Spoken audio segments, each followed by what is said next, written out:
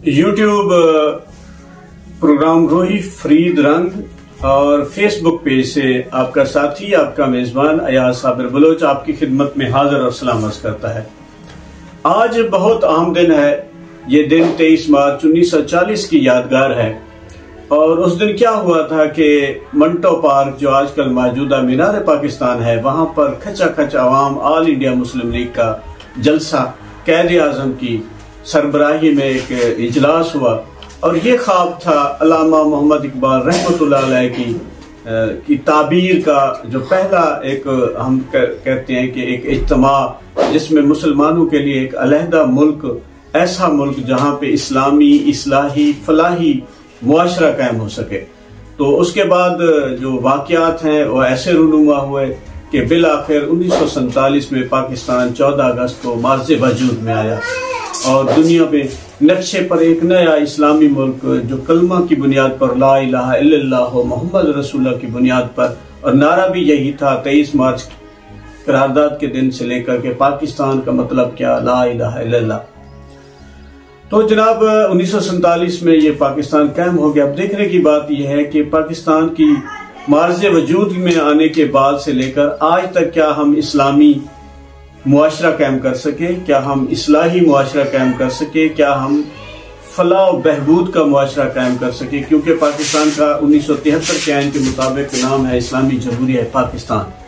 और पाकिस्तान वो जगह नाम रखा गया जहां पे मुसलमान अपना दो कौमी नजरिए के हिसाब से अपनी तमाम रसूम इबादत को अपनी मर्जी से आजाद रहकर सर अंजाम दे सकें। तो 1947 से लेकर आज तक हम थोड़ा सा मुवाजना करेंगे। उम्मीद है आपको ये पसंद आएगा, तो हमारे साथ जुड़े रहें और शेयर करें हमारे प्रोग्राम को जहां तक हो सके।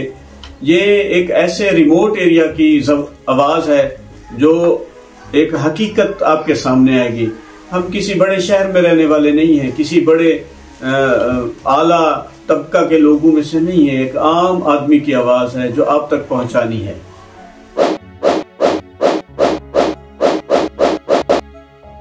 हम जब ये देखते हैं हालात वाक़यात पाकिस्तान के और आज के नौजवान के जो जहन में चीजें हैं, और ये मैं आपको थोड़ा सा 1985 से पहले का एक सिनेरियो पेश कर देता हूँ, फिर 1985 के बाद का सिनेरियो पेश कर देता हूँ, क्योंकि हमें 1985 से पहले वाली बातें बताई जाती थी, हमारे बुजुर्ग बताते थे।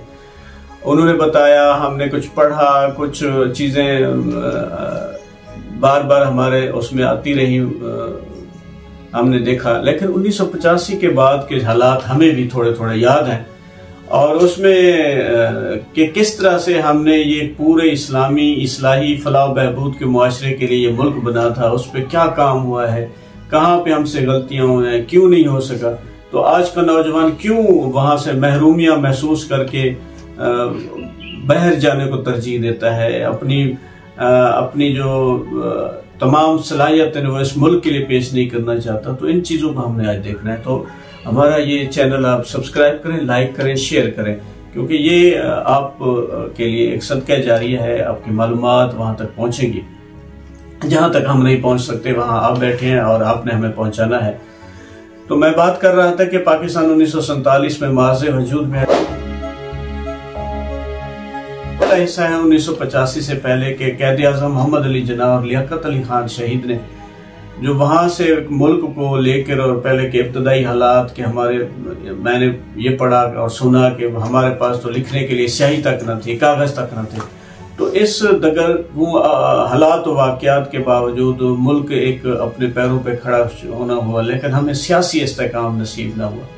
अब जो कि इस्लामी, इस्लाही मुआशरे के लिए एक मेहनत होनी थी, वो हमसे ना हो सकी। इस्लामी जमहूरिया पाकिस्तान 1973 का आइन हमें मिला, लेकिन उसके बाद के भी हालात और वाक़यात हमें अभी तक भी उस जो मकसद था असल में पाकिस्तान बनाने का, वो हमें नसीब नहीं हुआ। तो क्या, कहाँ पे, किससे क्या गलतियां हुई हैं, हम उसकी तरफ नहीं जाते। लेकिन ये एक महरूमी है आज के जवान की, जो हम आप तक पहुंचा रहे हैं, जो मेरी भी हो सकती है, आपकी भी हो सकती है, हम सब की भी हो सकती है। तो सबसे पहले जो इस्लामी मुआशरे के लिए अक़दार होती हैं, वो आज के दौर में देखें तो हमें कहीं भी नहीं मिलती, क्योंकि इस्लामी अक़दार में معاشرہ ہمیشہ سچائی کی بنیاد پہ ہوتا ہے، عدل کی بنیاد پہ ہوتا ہے، انصاف کی بنیاد پہ ہوتا ہے، رواداری کی بنیاد پہ ہوتا ہے، صلہ رحمی کی بنیاد پہ ہوتا ہے۔ لیکن آج کے دور میں دیکھیں کہ ہمیں کس طرح ایک ایسی نہج پر پہنچا دیا گیا ہے کہ ہم اب ظلم کو ہم خوش ہوتے ہیں، ظلم کی باتیں بتا کے کہ ہم نے کسی کا حق مار کے اپنے آپ کو بڑا خوشی محسوس کرتے ہیں۔ تو یہ 1985 سے پہلے جو جتنی حکومتیں آئیں، پہلے سیاسی استحکام نہ ہوا، پھر ہمارے ساتھ 1960 سے 70 کے ایسے ہمارے بزرگوں نے بتائے تھے کہ واقعات ہوئے، پھر جنگیں بھی 2 ہو گئیں، اور یہ بنیادیں ٹھیک نہ ہونے کی وجہ سے کیا ہوا کہ ہمارا ملک 2 حصوں میں بٹ گیا۔ 1971 میں جنگ میں مشرقی پاکستان بنگلہ دیش بن گیا۔ اب کہاں پہ کس کی کیا غلطیاں ہیں؟ ہمیں تو ایک ایسا ملک بنانا تھا جو سب کے لیے ایک انصاف والا ملک ہو، عدل والا ملک ہو، رواداری والا ملک ہو، لیکن ہم وہ نہیں دے سکے، بھائی چارہ نہیں دے سکے، تو ہمارے جو بھائی تھے وہ ہم سے علیحدہ ہو۔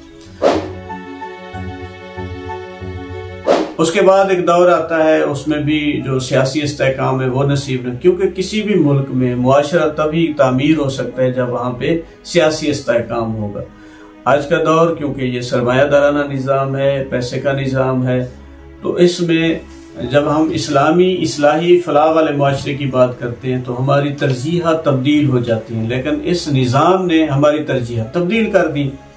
تو اس کے بعد پھر سیاسی استحکام نصیب نہ ہوا، پھر ہم کسی اور کے اعلی کار بنے رہے، اور اس کی وجہ سے جو ایک ریاست کا کام ہوتا ہے کہ تعلیم مفت دے، وہ آج تک ہم نہ دے سکے، صحت مفت دے، وہ ہم آج تک نہ دے سکے۔ اتنے تک ہوا کہ لوگ پڑھ لکھ کر اس ملک کو چھوڑنے کو ترجیح دیتے ہیں۔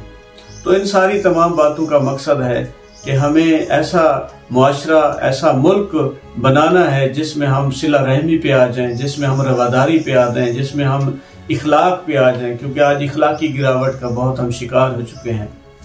اب ایک عام بندہ ہے جو ظلم کرنے سے باز نہیں آتا، وہ اس کو اپنا حق سمجھتا ہے۔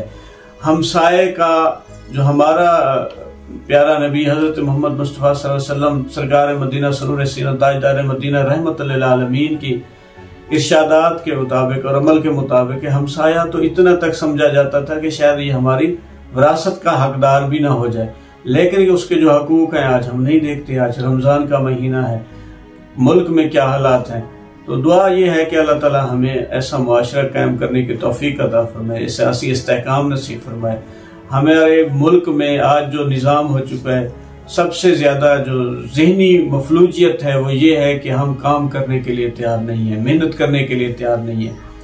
تو محنت ہمیں کرنی چاہیے، القاسب و حبیب اللہ ہے، اور جو انسان ہے وہ دوسرے کے رزق کی فراوانی کو دیکھ کر اپنے جو اس کو اللہ نے دیا ہے اس پہ ناشکری کرتا ہے، ناشکری کی وجہ سے برکت نہیں رہتی، تو وہ بھی شارٹ کٹ میں لگا ہوا ہے۔ تو ایسا معاشرہ جس میں انصاف ہو، جس میں قانون کی عملداری ہو، جس میں غریب کو یہ محسوس ہو کہ میرا حق کوئی نہیں کھائے گا، ظالم کو یہ پتا ہو کہ میں ظلم کروں گا تو میرے سے پوچھا جائے گا۔ لیکن آج ہمارے ہاں، ہمارے علاقوں میں، ہمارے ان گوٹھوں میں، بستیوں میں، علاقوں میں کہ جو جابر ہے، ظالم ہے، وہ کئی حصے زور آور ہے، وہ دوسرے کی زمین پہ قبضہ بھی کر لیتا ہے ناجائز طور پر، کیونکہ اس کو کہیں نہ کہیں سے سپورٹ ملتی ہے، قانون کو کوئی اہمیت نہیں دیتا۔ تو اس طرح کے معاملات کو دیکھنا چاہیے۔ جو نوجوان ہیں ان کو ماشاءاللہ ابھی کچھ دنوں سے نوکریاں مل رہی ہیں، یہ زیادہ ہونی چاہیے، روزگار کے مواقع ہونے چاہیے تاکہ ہمارا جو افرادی قوت ہے وہ باہر نہ جا سکے۔ تو آج ہمیں ایک سچے حقیقی مسلمان بننے کی بھی ضرورت ہے۔ عمل سے زندگی بنتی ہے، جنت بھی جہنم بھی، یہ خاکی اپنی فطرت میں نہ نوری ہے نہ نارے۔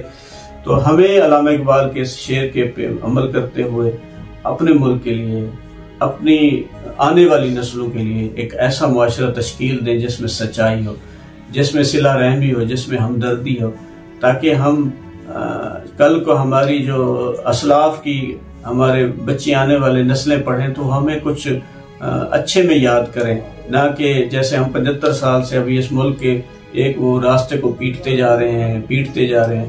تو ان چیزوں کو ہمیں دیکھنا ہے۔ اللہ تعالیٰ آپ کا میرا حامی و ناصر ہو۔ پاکستان پائندہ باد۔